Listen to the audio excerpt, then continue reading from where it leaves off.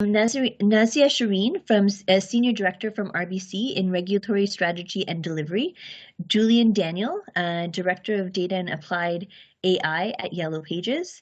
Mark Treveil, Lead Product Manager at Dataiku, and then myself.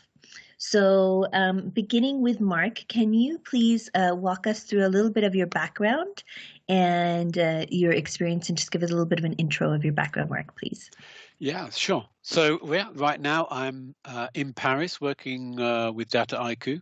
So this is all about data science, AI, bringing together user profiles from data scientists through business analysts to consumers.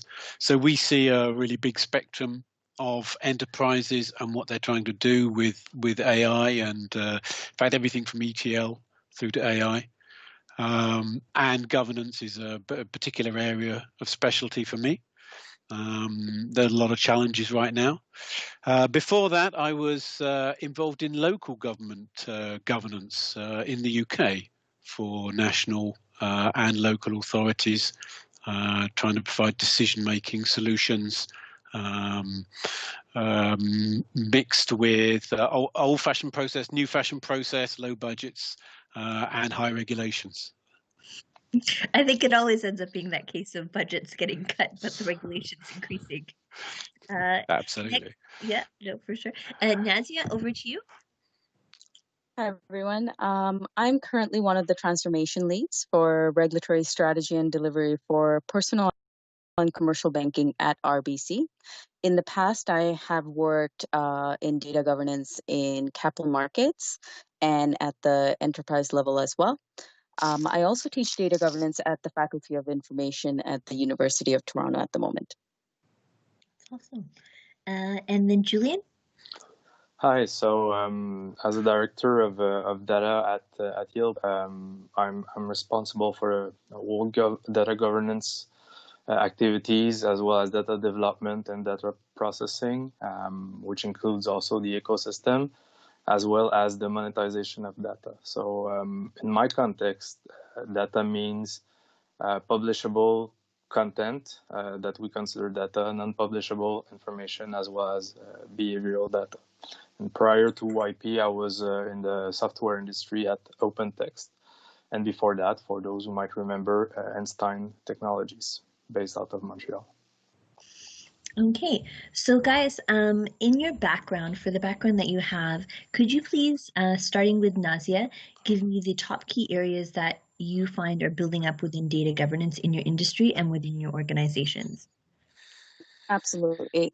There are a few key areas that are building up in data governance in the financial industry in the last couple of years. One of the main ones being the building of the CDO organization and their role. Companies are now moving from what is data governance and why should I do it, past creating that strategy and into that implementation and operationalization. So the CDO has been taking on a much more prominent role, and the role of data governance is actually being embedded in projects and decision making and also the business as usual operations. The second part is the value of data governance in analytics and AI. As more organizations want to become data driven, they're starting to realize that the dashboards that's used to drive their business decision capabilities and analytics must be well governed and well understood. And AI and analytics is only successful when built upon a solid data foundation, thus driving the need for better data governance. And do you find within your organization, is it readily accepted? Like, is it the PMO that's pushing within the products, within the projects for the data governance, or do you find that people are taking the initiative and realizing the responsibility, or they're forced because of the gate? How is that? It's actually people are recognizing the projects themselves are recognizing the need that their guidance on how they maintain their data. And because the CDO is much more established, they will reach out to the CDO themselves for guidance.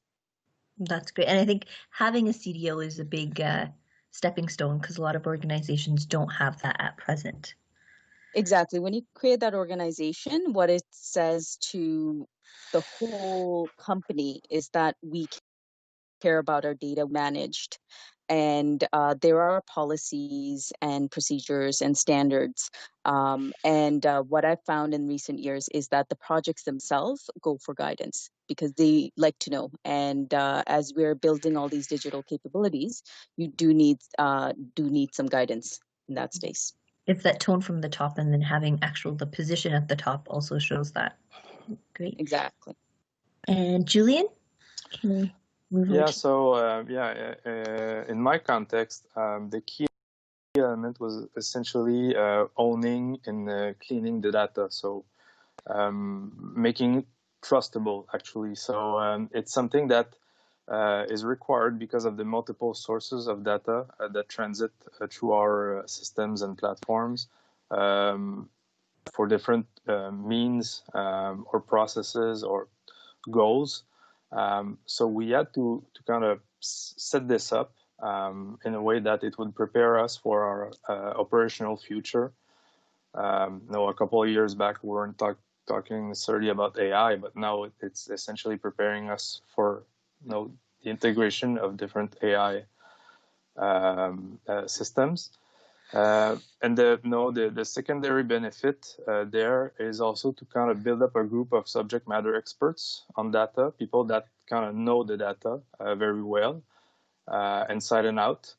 And those people that maybe in time might have a specific task of, let's say, cleaning the data or structuring the data, would then kind of move to further roles where they can use their knowledge of data to prepare us for, again, the future of our business.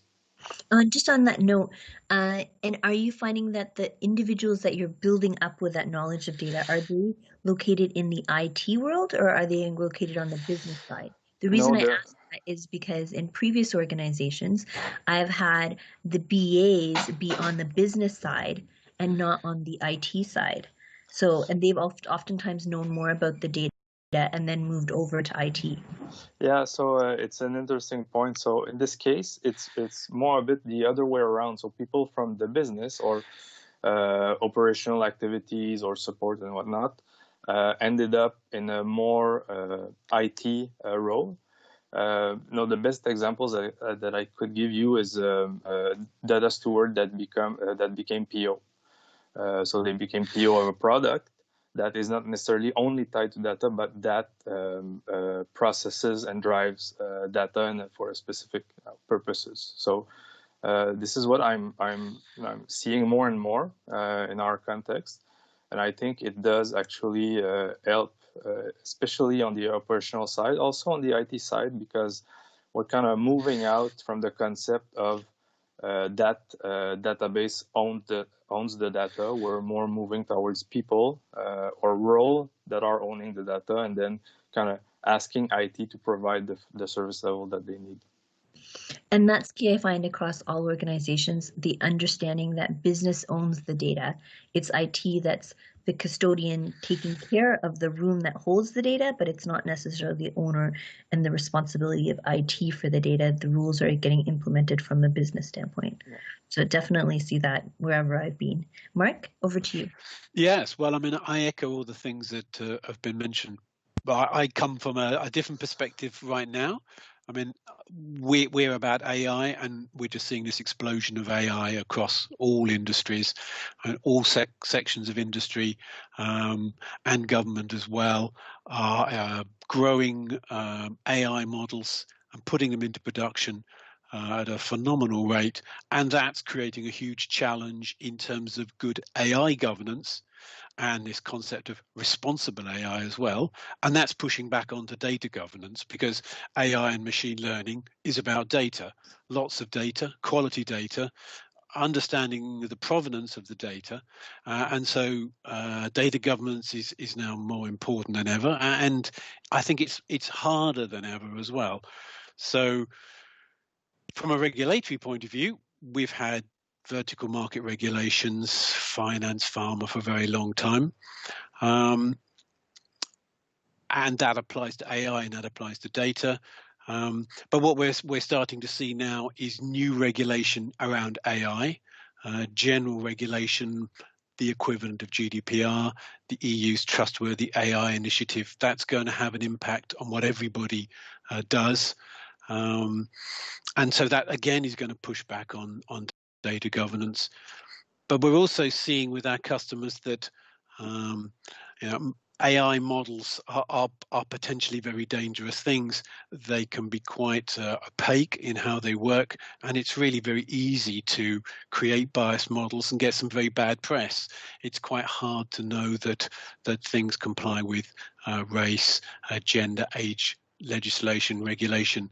And so trying to understand that, you have a model at the end, trying to understand the lineage, trace all the way back through. I mean, that's a super difficult problem, and it's about data.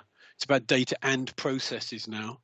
But ultimately, it's about understanding what that data is, making sure you're using the right data, being able to say, this piece of data I used here came from all the way back here, and I understand how good it is. Yeah, so you have a doubly, like, one, understanding the data, and because of the laws within the EU, GDPR, and you guys leading the way oftentimes in terms of the rules that we have to adhere to in terms of protecting that data or deleting that data in time. It's an interesting mix. You want to utilize the data as best as possible and at the same time adhere to the rules that are in place or the newer rules that are constantly coming out for the data. Yeah. And we also see very simple problems that you would have thought would have been cracked a long time ago in terms of finding data. The more security you put in your data, potentially the harder it is to find. I mean, and I would echo what was said about subject matter experts. At the end of the day, the humans are actually crucial in helping companies get value from the data, understand, find, and reuse. So we're seeing technical solutions, and we're seeing, quite traditional subject matter experts, business analysts being kind of crucial in this as well. Yeah. No, I hear what you're saying. Yeah, it's that you have the people, process, and technology. The process might be securing the data. The technology is hopefully pulling some good analytics, but it's the people that you still need to rely on to do some of that. Understanding deeper dives as well too, or bringing data sets together. No, it's true. Yeah. So on that, Julien, can I ask from you what lessons were learned and what works in terms of security and cleanliness of data and the best practices?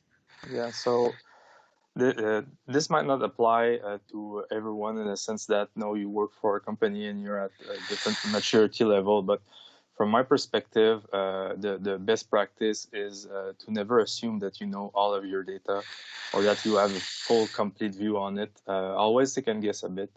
There's always a system there, a process, people that might have left with some knowledge of that specific data sets or some specific information. So this is what I would suggest to anyone in that scenario is really try to document, make sure that you have some kind of redundancy at some point, and just never assume, essentially. Great. Thank you for that insight. And then, Nazia, can I ask your perspective on what you see from the security and or cleanliness of the data and your tips of the trade and lessons learned?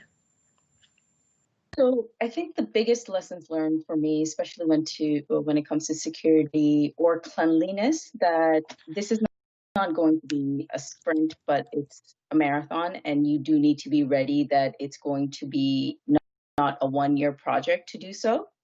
But the biggest factor I think that makes a difference is how you carve out the problem by piece and how you actually move along with it. So some of the things that I've seen where it has gone really well is that when you focus on a specific line of business first, go through it, solve it, and then move on to the other ones, or you take a lens that I'm looking at, cleanliness of data, but do it in a slice across the board.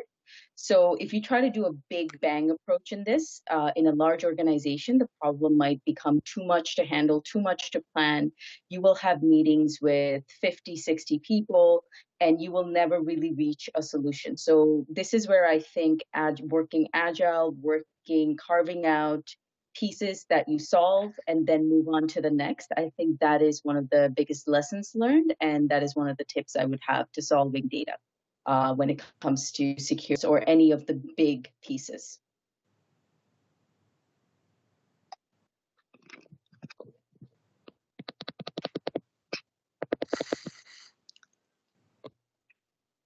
Sorry, I wasn't able to hear you. Sorry. Can you hear me now? Okay, there we go. Sorry, I was saying that I definitely agree with you, and I think we had that conversation earlier to say the best way to eat an elephant is one bite at a time. So having this massive undertaking, you still need to do it at baby steps. And another key thing I find is, one, keeping your audience small so you can actually get achievables out of the meeting. Too many cooks in the kitchen. And another thing is actually showing, even if it's small increments, but showing and reporting the outcomes after each one of those. So if you get something, if you're looking, let's say, metadata, and you're understanding and you've been able to hone in certain amounts of criteria, sharing that or showing some KPIs. I just find that showing KPIs for data governance, when people don't do that, then oftentimes it ends up falling off the wayside because people have a data governance group or council and they never end up seeing something that's coming out of it. So definitely having that reporting capability to show that you're moving the dial. For me, that's something that I notice. That's actually a really good point. I think any one of these big data initiatives you take on, you should have some metrics that is showing you that you're headed in the right direction. It is a big problem. If you're not measuring it step by step, then it can actually just become very beautiful presentation decks. Yeah, and I've seen some people have really nice presentation decks, but when I ask them, like, what's the outcome? They're like, stop asking us that question. So yeah, that's just my own experience, but yeah, definitely seen that. How about you, Mark? Yeah, I'd echo this, all of this. I suppose my perspective is a little different, not being directly involved in some of this. But what we see is the more you can engage across the enterprise, the more you can educate everybody involved in data, the more you can spread the load, get the support, and build the feedback. So I think there's sometimes a danger that these initiatives become very centralized, very specialist, and I think it's important to really reach out in terms of understanding about what you're doing, how you're doing it, and getting input from everyone, from data, and not just data engineers, but business analysts, data scientists, the whole spectrum. I think together we are stronger, basically. And I think like it's sort of you're both speaking the same truth in a different aspect. And from Nazia's point of view, it's keeping your meeting numbers at a lower rate. And you can even have, I find, one person from each of the areas. But if you have all of the data engineers, all the data scientists, everybody in a meeting, then sometimes you'll have too many opinions and nothing outcome. But at the same time, you definitely do want to make sure that you're including people across the gamut of the organization, as well as the business stakeholders who are key. Oftentimes, if data governance lies within IT and you don't reverberate what's happening with the business, you can go off and do something on a tangent. But if you don't have an agreement with the data owners, it doesn't matter what you do. So totally agree. I think you guys are both right in your points. So the next question I have is tricks and tips of what you have come across in terms of bringing people and technology together. And Nazia, can I start with you? Yes, absolutely. I think what I've really seen in the past is there's always been a really big focus on just bringing a technology in and assuming that the technology can solve all of the data governance problems. And I think both Julien and Mark spoke to this, that people are really important. So I think one of the best ways of looking through this is we have to look at people, process, and tools simultaneously. And when you do that, the business side as well as the technology side both have a voice in that conversation. And because business owns the processes, technology owns the tools, and that's when you start having a real meaningful conversation about how do you govern and manage this data. And that's when I found that the most value that I've had out of these meetings is when we have a more holistic lens like that than starting off with the technology. Okay, and then Mark, I'm asking for your opinion as well. Okay, I'll pick up on one little thing here that we've seen a number of our customers start to use, and that's this idea of gamification.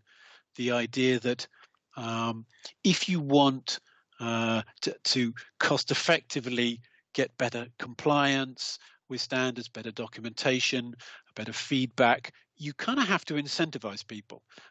Sticks go so far, rules are one thing, but if you can create some kind of positive incentive on people to do the right thing and to be recognized that they're doing the right thing, I think you get a very powerful and cost-effective lever. I mean, this is not games like a video game. I mean, this is really about giving people some visibility that when they do the right thing, it's recognized. And I think there's tremendous opportunity here. Not that many people doing this yet, and I think it's the holistic approach to data governance. And just on that, it's a little bit of a side note, but when you're saying the recognition, do you mean recognition in a team meeting or in a department meeting, CDOs calling out some really helpful team players, or are you thinking each part, or what have you guys done? Some of it it's as simple as people being able to see that their level of compliance is good or better than the other lots. I mean, it's people, small bits of feedback. In a sense, it's going back to KPIs. It's about KPIs for the individuals, for the teams, and seeing that they're doing well. Everybody wants to do well. I don't know whether in Canada you have the little speed signs which are just smiley and sad faces. And everybody wants a smiley face. I mean, why? I mean, it's. I'm pretty sure in Canada we have the speed signs with smiley faces too. But even not speed signs, we definitely have smiley faces in Canada. Yeah, and I think it's exactly the same thing.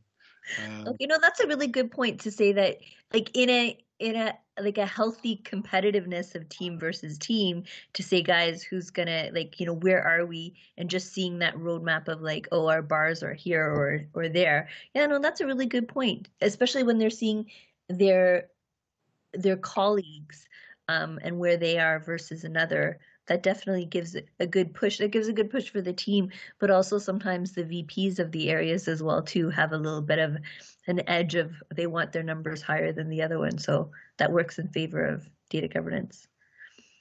Good point. Julien, over to you. Yeah, so maybe to follow on what Mark was exposing is that from my perspective, and maybe I'm lucky that I work in a world where we do some publishing, but it's easy to deliver and see the value with data. So you work on it, let's say for a week, your team, you work on it, and then you see the results, the clean stuff, the data that flows through, and everyone is always happy about it, and it kind of engage people. So whether they're operational folks, sales, IT, I've worked with all these people on different projects. When you see the results, people are engaged and they want to continue in that track. So maybe furthermore on the kind of gamification aspect, so one thing that we did a while ago is to kind of build an app so that internal users, essentially employees of the company, could participate in the gathering of data for the benefit of the company. So people loved it. And there was some kind of gratification with top ranking participant and all that. And it was a great success.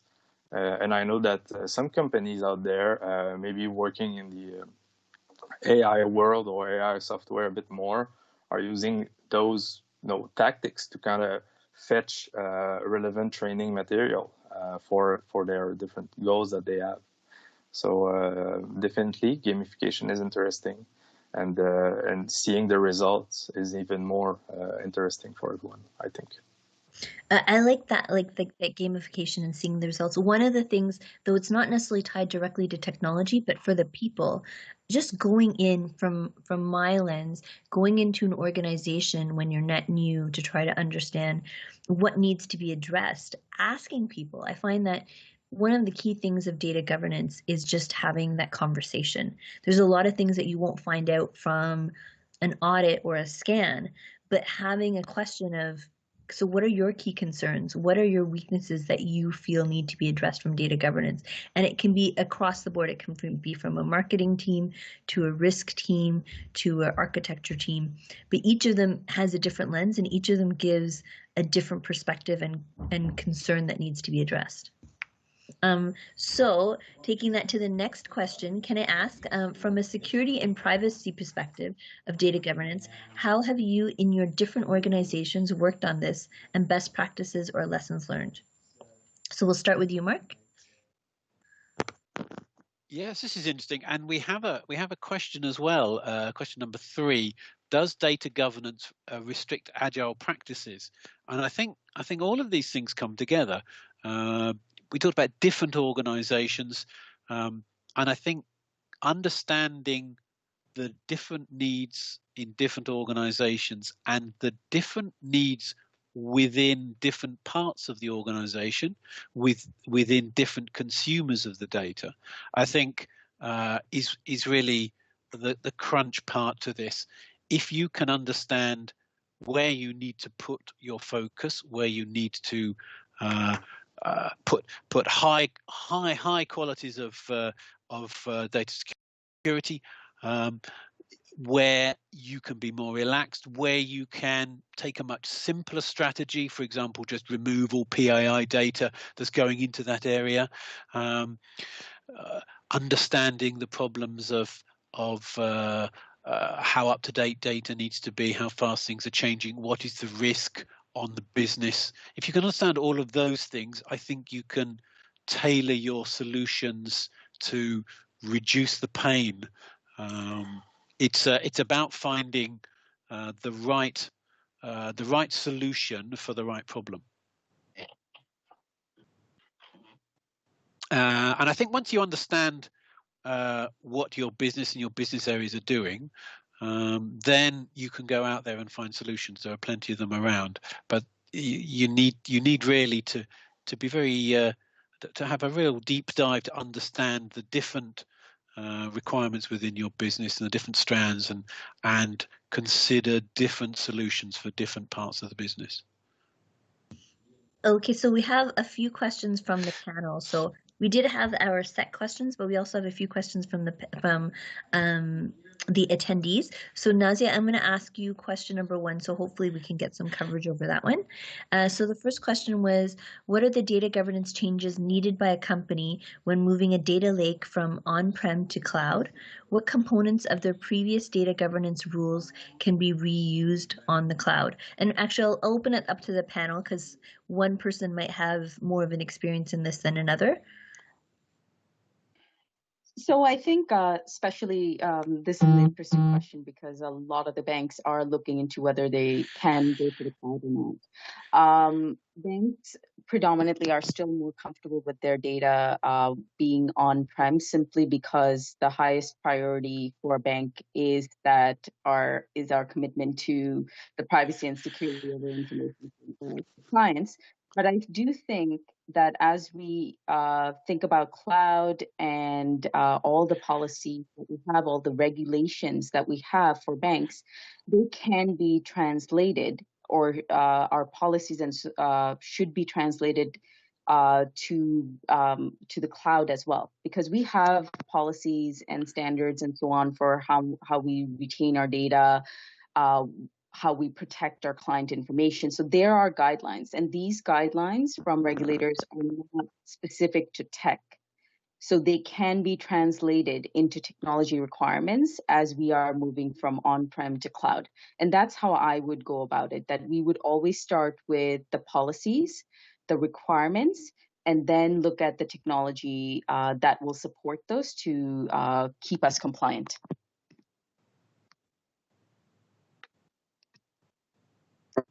Mark or Julien, do you have any other insights to give on that point? Yeah, so from my perspective, I think an important piece would be to prioritize the different data sets that you want to move to the cloud. Let's take into consideration that you want to move everything to the cloud. You'll need to work step by step, of course, and never overlook the processes underneath and how the data is used in that context. So in some cases, it might be easy to put some data on the cloud just because of the way it is accessed and the interaction. In some other case, moving to the cloud might mean a bunch of other costs that will add up if you perform a lot of tasks on the data set. So I guess this would be my my tips regarding the governance. Beyond, of course, the usual rule that Nazia was talking about. Are you guys, when you're moving to the cloud, are you keeping your data formats the same? Are you moving SQL databases to SQL databases, etc., or are you actually changing the file formats? And does that have an impact on how you look at data governance in any way? I'd say both. It really depends, and also when we say the cloud, I mean we're not thinking about a single solution or environment either. So it really depends. Ideally, I would use the move to the cloud to get rid of some maybe more strict format about the use of the data. But then again, in our case, we have so much legacy going on behind the scenes that we need to kind of we need to live with it to a certain extent. So a bit of both, I would guess, that in that sense. Guys, I know that we have a limitation on time, but one person, we won't necessarily get all the questions, but one of them, which is key, is if my company hasn't gotten any data governance, where does it start? So Nazia, can we start with you and then we'll go across the panel? My first suggestion is that from top down, senior level, that there is buy-in from that from them, because data governance is one of those areas that you can't build it up bottom up. It has to have the support top down, that the executives believe in it and they will actually want to fund this initiative. Because initially it does require a bit of cost to get everything set up and get a team going, and then get the rest of the organization to buy into it. It's not an easy sell because although you can be agile while having a data governance function, initially it will slow things down just a little as you build up your policies and processes and work through everything. So I think the first step is that your executives buy into the value of data governance in your organization. Agreed. And I think it's that to grease the wheels, everybody's going to be wanting to do their day-to-day operations as it is or work on projects. So you definitely need that executive buy-in to push people forward on adding something else to their table as well too. Mark? I mean, I would echo Nazia's answer absolutely. I think once you have that top level buy-in, communicating across the enterprise is the next step, probably before even thinking about policies. Trying to get people to understand what you're trying to do and why you're trying to do it, and try and reduce the fear factor. I think changes like this, fear of the impact is probably the biggest break to making progress. And Julien? Yeah, maybe more from a functional perspective, I would suggest to map it and understand it, so that it refers a bit to one of the first questions that we had, but you need to know what you're working with, at least at a high level, so that you can then figure out the length, the extent, or the technology that you will want to implement to store the data or govern your data. Yeah, I think this would be the first steps from my perspective. And I think that sort of leads into the next question. So another question was, what are some of the critical KPIs for data governance? Julien, can you? Yeah, I think it varies a lot depending on your goal. For sure, if you have people involved in the whatever cleanup process or the processes, you need to track their work and the quality of their work. Again, you will need a bunch of subject matter experts that will be able to kind of analyze the output and state on the quality. But that would be one thing.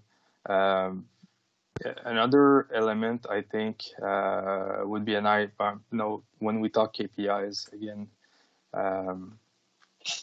it's always difficult to systemize for every context, but I would track the capacity to access the data. It can be from a operational perspective, in a sense that is there any latency or is the data not available at some point in time? Understanding that if you want to govern all your data needs to be accessible to the people, of course, who have the rights to use it. That would be my suggestion. Mix that you're saying of the accessibility to the data, because on one side you want to make sure that it is readily available to those that need it, but then another part of data governance is also that IAM to say, are we limiting the access and are we improving? Because if you come into an organization and they haven't necessarily done a reboot of IAM, then are they also limiting the accesses and making sure that they're, the rules are tightened up to make sure that the role accesses are in place as well too. Yeah. Okay. And Mark? Any KPI? Oh, you're on mute. Mark, you're on mute. Am I back? Right. Back. Yes, I mean, I would agree with this this balance between understanding quality and security versus thinking also about the value you're getting from the data, understanding which data is used, which data isn't used, and what value you get out of it. I think the problem with many enterprises is they have a lot of data, and seeing the wood for the trees is a challenge, and it's easy to get distracted on data that doesn't actually deliver that much value. So trying to understand value, I think, is an important part of this. And Nazia, how about you on the banking portion for the KPIs? So I think one of the things I would look at is the programs that the data governance organization is running. What is the acceptability of that across the org? So how are people taking it? So for example, one of the things that we really care about is critical data elements, which we like to have the lineage, the quality, and a lot of things maintained because they are our critical data. So to actually understand how well all the policies and the guidelines we put out there, we would like to see how many lines of businesses have adopted that. How many lines of businesses, how are they compliant? How many are compliant? So basically taking that lens and looking at all the lines of businesses and making sure that are they accepting the programs or the things that are being put out by the data governance organization? Because we can put out a lot of things out there, and if no one is actually doing it, or then there's no adoption. So I think adoption would be one of the KPIs I would really care about of all the programs that the data governance organization is rolling out. So from that, I'm just going to pick your brain a little bit more. When you're saying the adoption, how would you measure the KPIs on that adoption front? I'm just going to ask the questions. That's exactly what I was trying to. I guess I didn't explain it well enough. Is that if we put out something about critical data elements, that every line of business have to identify their critical data elements, you will actually start to see that some departments are really on board with it and they will do it right away, while other departments might actually be lagging.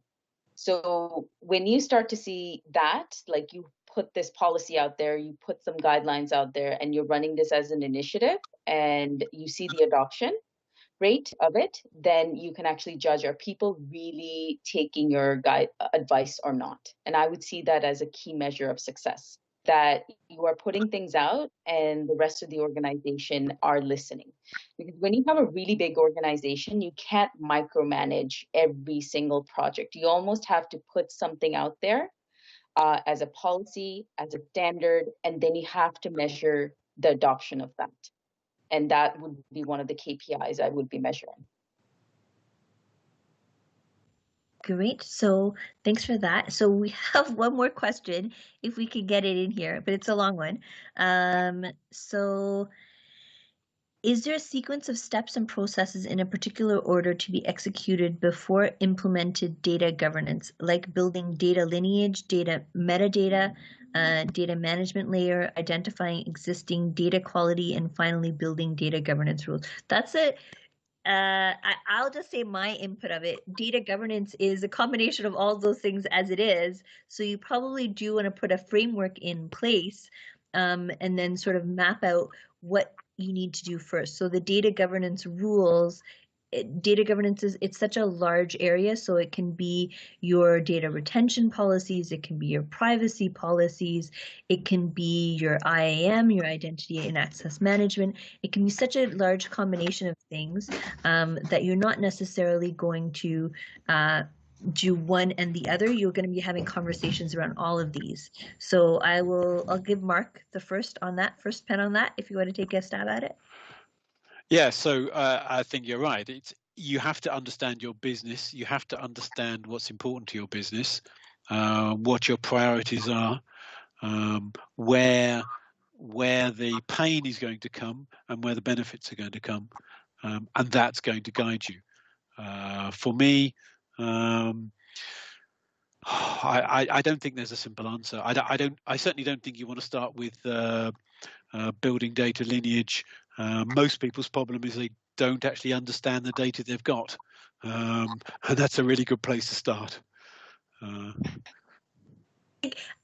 Like one of the things that I would say is understanding your data. So just getting a scan of where your data is. If you have an enterprise architecture team and they can tell you where everything is, you have a visual, that's great. But if you don't, then you definitely need to get that, whether it's through an automated scan to understand where your structured and unstructured data. That's just my perspective.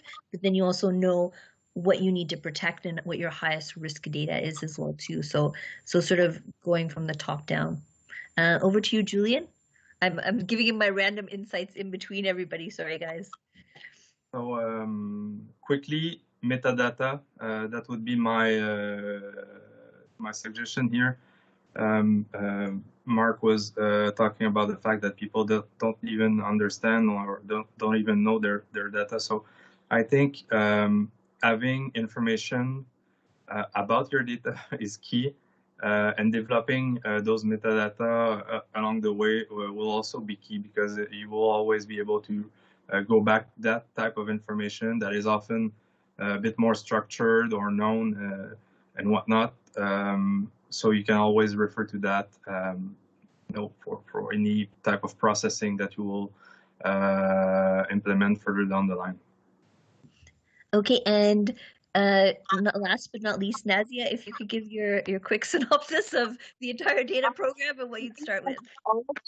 And I would like to tie it all in together, because I do think the first thing is that you need to understand your data, your current state.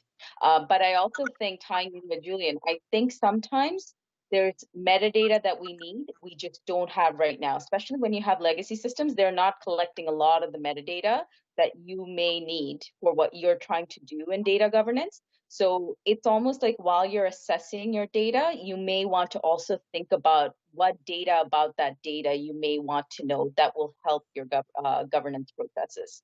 So I'm putting it all together. Yeah. And one other thing, just because I'm giving my insights, but the other thing is oftentimes, whichever client it is, but understanding that you need to be able to look at your customer from a 360 lens. So, you have customer information in different silos, starting it off to say, the first thing you need to do is to say why. Why do you need a data governance, and how is it going to get back to the business? What is business going to get out of it? You always need to know that why, because IT might say, well, we need more money for technology. But again, but why? What are we going to get out of it? So understanding what are the benefits of building all of these things, and why you're going to spend the money on it. So that's always, it has to be, your two-liner or whatever it is, but you need to have that elevator pitch of why you're doing it. But on that note, sorry guys, we were running over. What I will say, I know there's been a lot of really interesting questions that have come up. So please feel free, if everybody's all right with it, to reach out to us. You can reach out to us. I think our names and our details are also on LinkedIn.